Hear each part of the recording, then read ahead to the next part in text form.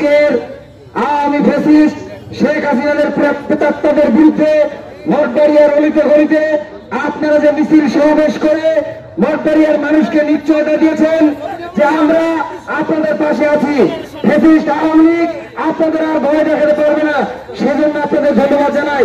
প্রিয় ভাইরা, খুব অল্প সময়ে বলতে চাই, 4 তারিখের পরে 5 তারিখের পরে নতুন বাংলাদেশ যখন বিনির্মাণ হয়েছে, বাংলাদেশ যখন পুনর্গঠন হচ্ছে, বাংলাদেশ সব জায়গায় যখন মানুষ স্বস্তির নিঃশ্বাস পেয়েছে, তারেক রহমানের 31 দফা বাস্তবায়নে আমরা যারা মাঠে ঘাটে হাটে পথে প্রান্তরে ছুটে বেরোচ্ছি, সেই ধারাবাহিকতা উচ্ছেদ করার লক্ষ্যে পার্শ্ববর্তী দেশ ভারতে বসে ওই খুনিয়াদিরা যে উস্কানি দিচ্ছেন, উস্কানিমূলক বক্তব্য দিচ্ছেন, সেই বক্তব্যের বিরুদ্ধে আজকের এই সমাবেশ।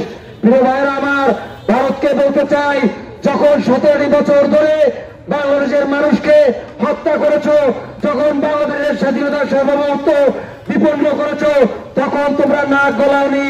এখন স্বৈরাচার শেখ হাসিনার বিষয়ে তোমরা নাক গলাচ্ছ। অবিলম্বে এই নাক গলান বন্ধ করো। বাংলাদেশ তার নিজস্ব পথে হাঁটবে। কোন বাংলাদেশে কোনো প্রভু নাই, বাংলাদেশের বন্ধু থাকতে পারে। যদি বাংলাদেশের বন্ধু হয়ে থাকতে পারো তাহলে তোমাদেরকে স্বাগত জানাবো, নয় বাংলাদেশের জনগণ তোমাদের বিরুদ্ধে আন্দোলন করে তুলবে। প্রিয় ভাইরা, আরেকটি কথা বলে আমি আমার বক্তব্য শেষ করতে চাই।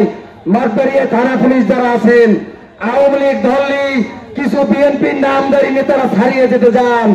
আমি পুলিশকে বলতে চাই, এই বিএনপির যেসব নেতারা আওয়ামী লীগ দলে থানায় ছাড়াতে যায়, সেই মানুষগুলোর চরিত্র আপনারা প্রকাশ করে দিন। যারা আপনাদের কাছে তকবীর করে, যারা আওয়ামী লীগের পক্ষে গিয়ে ছাড়াতে যায়, সেই মানুষগুলোর নাম ঠিকানা আমাদের কাছে দিয়ে দেন। আমরা কেন্দ্রে পাঠাবো, আমরা তারেক রহমানের কাছে পাঠাবো যে আওয়ামী লীগ দলেই এক শ্রেণীর বিএনপি নেতারা তকবীর করে টাকা খেয়ে তাদেরকে ছাড়িয়ে আনতে যায়। সেই মানুষগুলোকে আমরা চিহ্নিত করে আগামী দিনে তারেক রহমানের নেতৃত্বে এই বাংলাদেশে বিচারের আওতায় আনবো ইনশাআল্লাহ। আপনাদেরকে ধন্যবাদ জানাই, এই মিছিলে উপস্থিত হওয়ার জন্য সকলকে ধন্যবাদ জানাই। আসসালামু আলাইকুম।